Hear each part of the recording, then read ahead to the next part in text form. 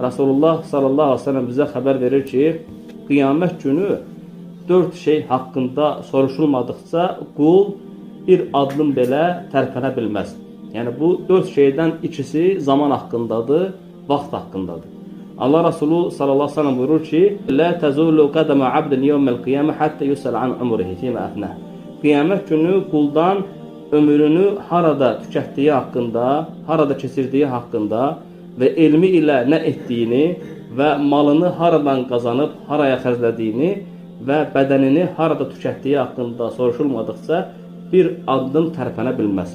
Bu onu göstərir ki, bu 4 soruşulacaq şeylərdən ikisi insanın vaxtı, ömrü haqqındadır. Məsələn, başqa bir hədisdə isə İmam Buxari rivayət hədisdə Allah Resulü buyurur ki, "Ni'mətani məğbunun fihimə kəthirun minən-nas əs-sihhə vəl-fəraq."